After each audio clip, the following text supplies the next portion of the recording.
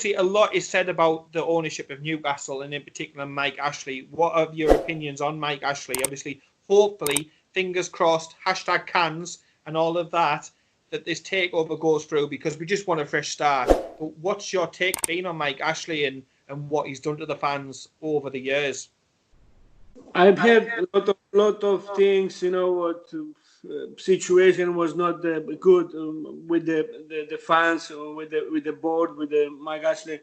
But I don't believe the guy just bought the club to make the club to suffer. You know what? Sometimes what you need, like we said before, you need money. Okay, it's not enough only to buy the club, but also you have to invest some money. But if you don't have this money to invest it to make it better, you cannot do anything. You have to know it from the beginning. You have to have some plan to go somewhere, or not like oh, I see the Newcastle, they are selling and I have this money, I will buy the club, and after I will see what's going to happen. It's not going to happen. You have to have some plan. You buy the club, but also, I would not say that 100%, that how much you have to spend to bring the success to the club, but you have to have the money to also invest in the money in the club to bring some good players, because club, if you don't gonna bring the good players, you're not gonna play spend the money. You cannot do the club to the team. Because in the Premier League, everybody has the money. What they are getting from the television, from the fans, from this, everybody has this kind of money. So more or less 10 million, 15 million, but 10 or 15 millions now is nothing comparing in our time. For the teams, and that's why but I will not gonna say that Newcastle haven't spent the money to bring the players. Of course, didn't spend enough money to satisfy to the team, and but also the fans to see the team who will get improved. Because it was not improvement. The last, I don't know how many years it's been there. Just twice. When you see that teams twice been relegated, you cannot say that the good things are happening in the team. Yeah, I mean it's just I always say it to me now. It just feels like an existence. We're just existing just to stay fourth, bottom, and above, and. A lot of the time, what he's spent on transfers, he's brought in with sales, and he's treated like, obviously, he has all these sports shops, and I think he just uses it as a way to advertise his sports brand around the world, which is a shame, because I think when he came in, everybody was excited, but now I think it's just like a bad relationship. We just want it, to end, a fresh start for everybody, and we keep saying on Newcastle Fans TV, we just want the hope back at St James's Park. We just want to hope, and we just want to dream, and that's it. We're not expecting Champions League or. It's also difficult. This situation now is going on for many years now. It's not just last 1 year or 2 years or 3 years. A lot of years now. And this situation also didn't help the team. I would say the team, the football team, because when you see this kind of situation that the owners are fighting with the fans, the fans fighting with the owners, and these kind of things are going on around the club. This is also didn't help not helping the club. But like I said, of course, from his side is also he bought the club, he makes he pays some money, so. Nobody wants to lose the money, especially in football, because it's football. Now everybody's winning the money. He also wants to win some money, and I believe also he spent the money, but also he spent also his own money to invest in the team. But it's not only Newcastle investing in money and Newcastle pay the money. Everybody's now in the Premier League. And most of the teams are spending more money. But also this is also important that to know how to spending the money. Sometimes, of course, money is important, but sometimes you can do the better, bring the better players, but better players to bring it, you have to know more around, not just looking in the Premier League. Yeah. Because most of the times what you're thinking, what some people are working in the Premier League also thinking what's going on in the Premier League. But if you know around England and around the Premier League, so some other things, maybe it will get much easier for you to spending less money and have a better team. Yeah, I mean, I think that's been how they've tried to do it. I mean, we've looked at, there was a time when we used to raid France a lot of the time, and now we've been looking at the Bundesliga for, for new talent, for cheaper talent, to make the money try and go, as far as it can under the current ownership. Obviously, if the takeover happens, then that could be a completely different situation. These people who are interested. Obviously, we won't go into the politics of it all, but they seem to have a lot of financial backing, and they seem to have a plan, and that's something we've missed for quite a long time. So obviously, I'm excited personally for the future, purely on a footballing matter. Are you excited? First, we have to beat the coronavirus. Yes, as soon as this coronavirus gets beaten, we're looking forward to to a future where we can go to the football ground, go to St James's. I mean, us and the lads, we travel all around the country watching Newcastle play. There's sometimes, it's no need to changing all the time with the 10 players or 15 players in the team. You have a team, you have to build the team first, and every year just, bring 1 or 2 or 3 players maximum to if you start to build every year, bringing 10 players, it's going to be very difficult. To also understanding also in the field, the players to each other. Yeah. This is I believe the Liverpool is the best team in England, not only in England but in the world. But you see, they need one stopper. Okay, they paid 80 million, but for one player. But that you bring him and he will do the job. You need one goalkeeper. Take it, one goalkeeper. You need one midfield player. You don't need to buy every year. Sometimes, I see that they have a players, but they bring another similar players also in the team. And how many? You cannot play with 25 players, 11 players. Okay, you need squad in the Premier League because it's the big league, it's a difficult league, and this. But you cannot bring. You have to know which position that you have to buy the players to bring the players and improve the team. Not every year to changing 15 players.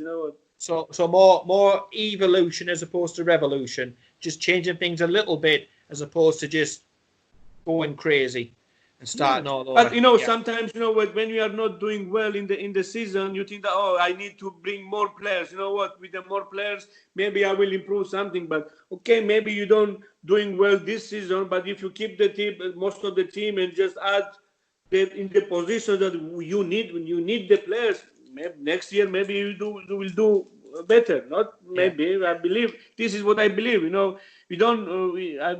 As a coach, you don't. It's always difficult. When you have some targets, it's always difficult if you change every year the team 15 or 10 players, and it's going to be very hard and very difficult for you. It's impossible finding every year 10 new players, in the world to create the team. It means that you don't have a team if you need 10 or 15 players every year. So, what do you think about the job Steve Bruce has done, and would you keep Steve Bruce after the takeover? Do you think he deserves a chance under the new ownership, Steve Bruce? Steve is there. Okay, now what. I don't believe that it's going to be a right decision now. Things are changing there, and also change the managerial staff also. Because this money they had, maybe some other people will come if he has more opportunity to bring some better players. The players that he knows to need, because he's been there. He's not the first. First time there. He knows very well the Premier League. He knows the team because he's been working with the club.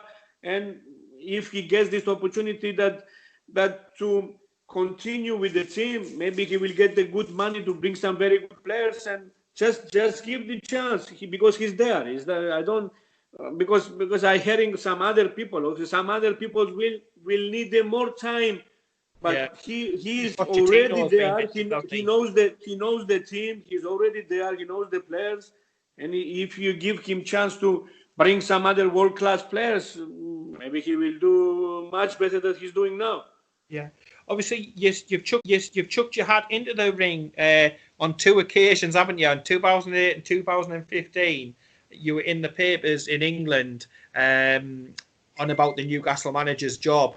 So would you ever, I mean, do you still come over, and would you ever sort of consider maybe one day coming back to Newcastle and joining in this Geordie revolution, as it's been labelled? I said before, I had this opportunity. I've been blessed that I had the opportunity as a football player. To play for the Newcastle. It was my best time. Of course, who's not dreaming? I also as a manager, I want to go higher. But what can I say? What? It's not easy. What now in football things are, most of the things are, with the managers, with the people knowing each other, and big names and big countries, and this it's not easy. What. But of course, who's not dreaming in that opportunity? I've I will always said, see. I'm working now here with the club, huh? yeah. I know. I mean, I've always said I would love Newcastle to keep hold of the former players, to just bring them back in and to develop like a Newcastle DNA. Everybody as well was behind you. During the 2008 and 2009 season, where again you created history in the Champions League when you managed to get into the group stages. What was that like? Oh, To get into the group stages in such a obviously it fantastic was competition. unbelievable. It was the first time also in the Cyprus football. We just Yeah. playing semi professionals, not professionals, and we win the championship. I've been working there from 2004 until 2009. So in 5 years we win twice the championship. We win the cup, we win Super Cup, and qualify in the Champions League. And it was unbelievable. What? Yeah. This is sometimes I'm saying. What? It's not always the money is talking. Because with the teams that we beat, it's unbelievable. And also I teams couldn't that we believe play it. also It's in the fantastic. Champions League. What? In our team it was a 3 million or euros. What? And then we beat the team was 100 million. It's not always the money, but it was unbelievable time for our team, for me, and for the country also. The first time the Cyprus team playing the Champions League. Until then, they were just watching from the television the Champions League. They never believed that it's going to happen in Cyprus, but it's happened. And after that, also we play many times in the Champions League. So it Yeah. was really a great time for us. You had literally everybody up here. I remember meeting up with friends, going to watch. You're in the Champions League and watching you on that adventure, and you certainly had the backing of all the Toon Army when you were, playing those games. It was just unbelievable to see you like a game of chess up against these much larger oppositions, but still It's matching them it's man you for know what man. it's more difficult here because it's more difficult situation that we are also. Football is not in that level that you. Of course, we play in the Champions League that everybody is dreaming to play in that competition, but it's not to compare now our league in Cyprus here in the Premier League. But you see that also with little money you can do the things also great things. So this is what happened with us. If we had more opportunities, it's not easy. Also, sometimes they said, "Oh, in a Cyprus league," but football is everywhere the same. Yeah, Nothing is changing. You know what? It's just sizes. You understand me? yeah. Sizes. How more money you spend, or more big country that you are, or whatever. Well, Sometimes it's not easy. To go somewhere from there here to play. But also I see many people are coming from England also working in Cyprus, but it's not easy to be it was successful. unbelievable. It was fantastic to watch that journey, with you. And like you say, you had many, many, many thousands of people behind you up here when you were doing that. So, to see you managing, and I've noticed, like, you seem very calm a lot of the time, and defensively, you've got your teams well organised and stuff. It was fantastic looking into the club, exploring and finding out new things. It was fantastic. But Alan Saint-Maximin, what do you make of him? Yes. He didn't play all the games. Sometimes he plays, sometimes he's not playing. Okay, skillful player, quick player. You know what? But you know what? It's difficult now from Newcastle to pick up one player who has a great season. You know what? There's some ups and downs. You know what? Some players are doing very well one game, after two games they're disappearing, and after start again. So this is not the stability. As a team also has no stability, but also the players. You know what? Just to starting one season, okay, you're gonna have some bad games, but just to all season to have 10 games, good games, and all others, just it's not something that you can rely for this kind of situations as a team. I wish they would play consistently. I tell you that. It's what hair I've got left used to be quite a nice colour, but now it's just I'm greying out. But it's all the stress of following Newcastle. You'll know it. I'll just wrap up. Like I said to you before we start the recording, as soon as this coronavirus is sorted, and as soon as the airports are over, I should be hopping on a plane, because we're all desperate for a holiday. And my missus. Yeah. Also, we need to bring our daughter in Cyprus. She's in Newcastle. She's there. She's in Newcastle too. Yeah. She's watching the game all the time. So when she has tickets there, and she's going to watching the games. She's more close with Newcastle than we are. We are just watching from the television, but here watching the live football. So she's still there. So we just want her to come back, or just, I don't know, some things that will change, and we go there, or she will come here. Oh, well, we'll have to get her on Newcastle Fans TV. When we're outside the stadium, she'll have to call around and see myself and the rest of the lads and have a catch-up as well. But, yeah, thank you ever so much, for the interview. It means a lot. I know you're a busy person.